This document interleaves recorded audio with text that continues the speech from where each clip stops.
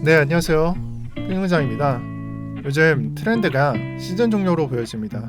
너나 할 것 없이 롱스톤 분들이 시즌 종료라는 주제를 갖고 얘기하는 걸 보면은 참 애잔하기도 하고 여러모로 생각이 깊어지는데, 일단 여러분들은 제 관점을 들으러 온 거기 때문에 잡소리는 그만하고 시작하도록 하겠습니다. 저는 현재 구간에서 이 점선을 그어드린 곳이 최후의 방어선이라고 생각을 합니다. 제가 그렇게 생각하는 이유로는 여러 번 반복드린 이 꼬리라는 것이 있죠. 선물은 좀 여기까지 내려왔다라고 생각을 하시면 되는데, 이 꼬리를 이탈했을 때 발생하는 장세가 모든 장을 통틀어서 그리 좋지 못한 장세를 만들어줬기 때문이고요. 그럼 굳이 뭐 이 장뿐만 아니라 다른 장도 마찬가지입니다. 그래서 사람들에 따라서는 야, 여기 무너지면은 37.5도 볼 수 있다, 뭐 이런 생각을 갖고 접근을 하는데, 그것도 유효하긴 하나 그렇게 하나둘씩 막 희망회로 돌리면서 계속 체크를 하다 보면은 여러분들은 손절을 단 하나도 할 수 없기 때문에, 저는 관점상 이 부분 이탈 시에는 손절이라는 고정된 아이디어로 이제 움직일 예정입니다. 또한 제가 예전부터 고려한 시장의 약세장으로 빠지는, 또 그냥 뭐 시즌 종료 그 딱 직전 거기까지 갈 수 있는 척도로 28.8K가 바로 아래 가격에 위치했기 때문에, 저는 이 지지선 이탈 시에는 막을 수 없는 약세의 길로 도착할 수도 있겠다라고 생각을 하고 있습니다. 물론 지금도 지금 차트나 또 알트장을 보게 되면은 충분한 약세의 길로 접어든 건 사실입니다만, 이 알트코인의 가격 척도인 이더리움의 가격을 보시면은 장은 그렇게, 글쎄 샌드박스가 예전에 조정이 왔었던 것처럼 그렇게 큰 조정은 아닌 것 같은데 라는 생각을 할 수가 있습니다. 그래서 뭐 시즌 종료로 보기 힘든 가격이라는 건 잘 아실 거고, 제가 봤을 때 종료가 된다면 적어도 이 200만 원 이하로 가격이 내려가야지 시즌 종료를 말할 수 있지 않나라는 걸 생각을 할 수가 있고, 그렇기 때문에 아직까지 파멸적인 하락이 나왔다라고 보기는 힘듭니다. 그래서 이 부분은 아마 투자자의 심리적인 지지선을 비트코인이 깨는 순간 표현드린 파멸적인 하락이 나온 것으로 보고 있고, 제가 평소에 이평선 매매를 잘 안 한다는 걸 아실 겁니다. 그래서 차트를 보면은 이평선도 없고 뭐 보조 지표도 없어요. 그리고 차트를 볼 때는 거의 뭐 RSI 지표로 과매수다 감매도 뭐 이런 것만 체크를 하고요. 그런 식으로 활용만 하는 편입니다. 하지만 이렇게 시장이 약세장으로 빠졌을 때 주로 보는 거는 이 단기 이평선하고 장기 이평선의 움직임인데, 여기에 며칠선이라고 표시를 안 드렸기 때문에 여러분들 모르시겠지만, 그냥 딱 봤을 때 차트에 대한 민감도가 높다, 잘 따라가죠. 이게 단기 이평선이에요. 하지만 차트에 대해서 민감도가 낮아서 잘 따라가지 않는다, 이게 무조건 장기 이평선입니다. 이 이평선이 단기적으로 이렇게 상방을 칠 때 우리는 골든 크로스라고 하고요. 그리고 추세가 죽어서 장기 이평선을 하향할 때는 데드 크로스라고 말을 합니다.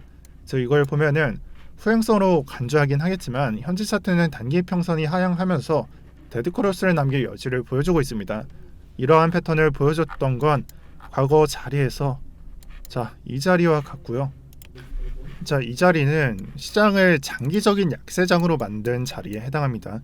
그래서 가격을 보면은 거의 그냥 반등 없는 하락을 만들어 줬었죠. 그래서 이 자리와 같고, 이걸 보면은 사실 반등이 안 나올 수도 있지 않냐라는 걸 생각하게 만드는데, 이 데드 크로스가 발생했으면 두 가지를 의미합니다. 아까 두 번째로 봤었던 거는 그냥 장기적인 하락이 되는 거고, 만약에 추후에 반등이 존재한다면 이런 뭐랄까 눌림목 자리에 해당합니다. 그래서 지금 자리가 데드 크로스로 번질 확률이 높아요. 이렇게 된다면은 여러분들은 반등이 존재하냐에 따라서 이 자리가 매수 자리가 되냐를 생각해보고, 그 다음에 반등 없을 것 같아, 그냥 장기적으로 흐를 것 같아, 이 두 가지로 생각을 해보셔야 합니다. 저는 당연히 낙관적인 투자자가 아니기 때문에 후자인 관점으로 장에 접근 중에 있고요. 만약에 1번의 관점으로 나오게 된다면 이 자리는 한 달에서 두 달짜리 조정 구간으로 볼 수가 있습니다. 아마 현재 시장에서 이게 이해가 안 되는 분들이 많을 겁니다. 그래서 장기적인 차트를 보기 위해서 테더 달러가 아닌 USD 차트를 보게 되고, 과거부터 잘 나와 있죠. 그리고 차트를 로그로 바꿔보겠습니다. 이 로그 차트를 보게 되면은 시장 장기적으로 이렇게 우상향하고 있지 않냐, 비록 배수로 진행하는 그런 로그 차트에 불과하더라도 야 장기적으로 보면은 이건 우상향하는 차트다. 뭔 이상한 소리냐. 나 이 차트를 보고 떨어지면 모을 것이고 장투를 하면서 모아가면은 언젠가는 암호화폐 투자는 되돌려 주게 되어 있다. 그렇게 생각한다. 왜 그렇게 장을 부정적으로 바라보냐. 이런 말들을 또는 생각을 하실 분들이 있을 것 같아 미리 말씀드리지만 여러분들의 가치 투자와 장기 투자의 마인드를 설립한 거는 대부분 유튜버일 겁니다. 정말 소수를 제외한다면 그럴 겁니다. 여기서 제가 대놓고 반박할 수 있는 것은 롱스턴 유튜버 대부분은 지금 현금화 상태이거나 막을 수 없는 하락이 나온다면은 손절을 칠 겁니다. 왜 그렇게 생각을 하냐고요? 4년 전에도 그래왔기 때문입니다. 몇몇은 아직도 그렇게 그대로 운영 중에 있고요. 현재 차트가 18년도의 차트입니다. 그래서 이 부분이 되겠죠. 이때 유행했던 게 뭔지 아세요? 자, 주봉으로 보면 너무 간단해 보이는데 일봉으로 좀 더 고통스럽게 봐볼게요. 이때 유행했던 것은 무적의 6,000달러 방어선입니다. 야, 1년 동안 6,000달러를 깬 적이 없다. 이거 여기서 그냥 주우면은 야, 무조건 먹을 수 있다. 이런 말들을 유행했었지만 물량을 다 털어내는 하락에는 방어를 못했었고요. 이 차트를 보고 알 수 있는 것은 뚫리지 않을 것 같은 지지도 결국에는 매도 매물들을 계속 소화하다 보면은 언젠가는 뚫릴 수 있음을 의미합니다. 결국 하고 싶은 말은 이겁니다. 여러분들이 매매 관점이 벗어나는 하락에 이런 하락에 손절을 하시고 여러분들이 현금을 보유하고 계시다 보면은 언젠가는 이 긴 기간에 만들어주는 저가에 잘 주울 수 있는 기회가 생길 거고 정말 이때 매수 안 하고 이런 구간에서 매수를 하더라도 여러분들이 정말 뒤늦게 매수하더라도 최소 50% 이건 좀 너무 많으니까 최소한 70%는 먹을 수 있는 수익 실현할 수 있는 그런 반등이 존재할 겁니다. 그래서 아직 이런 상황은 발생 전이지만 이러한 그림들을 잘 정리해 보세요. 가끔은 이런 차트를 보고 무조건 상황 발생한 뒤에 저가 기회를 놓쳤다 라고 암울해 하시는 분들이 있어요. 근데 그런 분들을 보면은 저는 그런 생각을 합니다. 여러분들이 이런 사람들, 그러니까 저가에 매수해서 매도하는 사람들은 이분들은 현금화라는 필수 조건이 있는 거예요. 그래서 이 자리에서 현금화를 했든 이 자리에서 현금화를 했든 이 사람들은 현금화라는 필수 조건을 유지했을 때 자리를 잡을 수 있는 거고 그리고 현금화가 이 자리에서는 반등이 없으니까 그런데 이런 현금화는 일시적인 반등에 흔들리지 않는 모습을 유지했을 때 누릴 수 있는 그러니까 이 반등을 누릴 수 있는 기회라고 생각을 하고요. 여러분들 이걸 누리시려면은 적어도 좀 손절할 줄도 알아야 한다라고 생각을 합니다. 그래서 이게 한 달 전 자료인데 그때 손절을 좀 반등 올 때 매도를 하고 했던 걸 기억을 해요. 이런 분들처럼 되면 안 되는 거예요. 그러니까 무조건 존버도 그렇게 좋은 게 아닙니다. 자, 그리고 마지막으로 현재 장세는 제가 지금까지 말씀드렸던 비트코인의만의 문제가 아닙니다. 우리가 21년도, 22년도, 작년과 올해의 투자 상품들의 막대한 상승량을 누렸던 것은 1차적으로는 미국을 포함한 여러 나라에서 민간 주체를 대상으로 이 QE를 진행해서 엄청난 현금을 뿌려댔기 때문이고요. 그리고 그 안에서는 무조건 나라 주체에서 중앙은행에서 채권을 매수를 했다. 그냥 주식을 샀다, 비트코인을 샀다 이렇게 보시면 되는 거예요. 나라 주체에서 그렇게 사줬기 때문에 자연스럽게 주가는 올라갈 수밖에 없는 상황이었습니다. 그래서 어떻게 보면은 그냥 시장에 풀려 있는 돈도 올라가고 또 그렇게 샀기 때문에 주가도 올라가고 돈이 많이 있으니까 그렇게 생각을 하면 되는 거고요.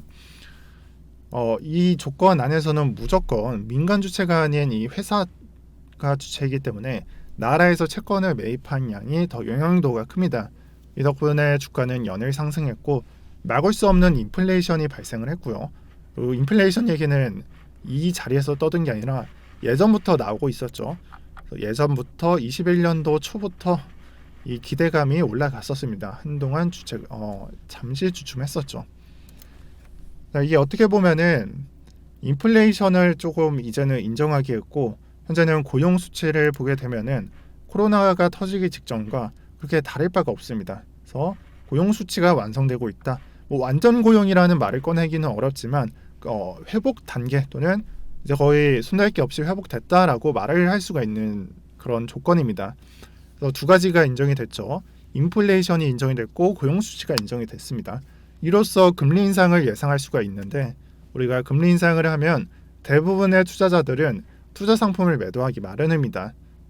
이거를 설명드리기가 좀 애매모호하긴 하나 여러분들 은행 이자가 좀 너무 높기는 하지만 그냥 10%라고 생각을 해보세요. 그러면은 굳이 투자를 할 이유가 없는 거예요. 그냥 돈 맡기면 은행에서 돈을 주잖아요. 투자를 할 이유가 없죠. 그래서 그냥 간단하게 이해해 보면은 금리가 올라가면 투자 상품을 매도하기 마련이다라고 이해를 하시고, 여기까지 보면은 정말 큰 거라고 생각을 하는데 어찌 보면은 큰 리스크는 아닙니다. 금리 인상 시 나스닥은 되게 옛날 차트를 봐야 되는데 그냥 일시적인 조정세를 도입했다가 다시 강스장을 유지해주는 그런 차트를 만들어 줬었습니다. 하지만 현재 연준에서 들고 있는 채권들을 매도하면 어떻게 될까요? 예전에는 어땠냐고요? 뭔가 저 혼자 말하고 저 혼자 답변하는 것 같네요. 08년도에 서브프라임 모기지가 터졌죠. 이 막대한 이 조정이 보이실 거고, 이때 08년도에 터지고 그리고 QE를 진행하고 그 다음에 걷어들인 것은 14년도입니다. 그래서 정확히 14년도에 걷어들였고 이 금리 인상은 15년도 12월 이때쯤 하게 됩니다. 그리고 대차 대조표 축소, 지금의 문제가 되는 것은 17년도 9월부터 시작을 했습니다. 어떻게 보면 조정량이 크지가 않죠. 하지만 금리 인상은 좀 타격이 있을 거예요. 단기적인 조정 그리고 우상향, 정확히 그림을 따라가죠. 근데 문제가 되는 건 이겁니다. 현재와 비교했을 때 이 긴축 정책이 유례없는 속도에 유례없는 규모로 진행될 수 있음을 암시하고 있습니다. 21년, 22년 FOMC를 보면은 파월이 예고를 하죠. BJ 파월이 예고를 합니다. 야, 우리 좀 긴축적으로 갈 수도 있어, 이런 예고들을 해요. 이게 역사적으로 좀 경제적 위기가 되지 않으려면은 충격이 될 만한 그런 내용들을 컨텐츠, 그러니까 내용들을 미리 반복적으로 말하면서 충격을 덜어내야 시장의 충격이 좀 덜하다는 것에서 이때도 그렇고 지금까지 관례처럼 이어지던 것인데 현재 내용 자체가 충분히 암시가 덜 됐습니다. 이때 속도를 보세요. 이때부터 이때까지 거의 4년이죠. 지금 속도를 보세요. 3월까지 테이퍼링하고 3월부터 금리 인상을 하고 그 이후에 양적 긴축을 할 거야. 이거 속도가 똑같지가 않아요. 그래서 충분히 암시가 덜 됐다는 내용이고요. 역대급 내용에 해당합니다. 그래서 충격에 대비하시길 바랍니다. 상황이 이렇기 때문에 개인적으로는 엄청난 속도로는 진행하지 않을 거라고 생각을 하는데 그래도 조심해서는 나쁠 건 없다라고 보입니다. 되게 제가 랩처럼 빠르게 진행을 했는데 한 번 더 정리를 할게요. 마지막으로. 그래서 3월까지 그리고 11월 이렇게 테이퍼링을 하고 그 다음에 금리 인상을 하겠다. 그리고 그 다음에 양적 긴축을 하겠다. 이 내용이 지금 거의 그냥 1년 안에 되는 것 같죠. 하지만 여기서는 4년, 5년? 4, 5년 정도가 됩니다. 자, 말도 안 되는 속도죠. 또 양적 긴축 내용이 지금까지 걷어들인이 아니라 지금까지 풀린 그 유동성을 이제 흡수하는 단계라면은 이것도 이 양 자체가 이전과는 사뭇 다른 그런 분위기가 형성될 겁니다. 실제로 08년도에는 그다지 유동성이 풀리지가 않았어요. 은행에서 대출 실행을 했나요? 보이나요? 없죠. 얘네는 그냥 시중은행들이 몸을 사렸어요. 하지만 이때는 국가에서 좀 약간 강제적으로 풀었었죠. 대출 실행하고 우리는 나라에서 정부에서 그 경제지원금, 재난지원금을 줄 거야. 이런 식으로 풀렸어요. 그래서 상황 자체도 다르고 풀려버린 돈도 규모도 다릅니다. 하지만 여기에 속도마저 이런 속도로 하게 되면은 충격이 좀 클 거다라고 생각한 게 지금까지의 정리 내용이었고, 마지막으로 제가 전달드린 내용은 그렇게 충격이 클 것이기 때문에 아무래도 조금은 속도를 조금 늦춰서 하지 않을까, 이런 좀 제 개인적인 생각을 하고 있고, 그래도 조심해서 나쁠 건 없다는 게 오늘 결론입니다. 네, 오늘 영상은 여기서 마치도록 하겠습니다. 제대로 이해하신 분들이 있나 모르겠어요. 어려우시면 댓글에 적어주시고 제가 한 번 더 촬영해드리도록 할게요. 네, 시청 감사드리고 여기서 마치겠습니다. 팽영장입니다.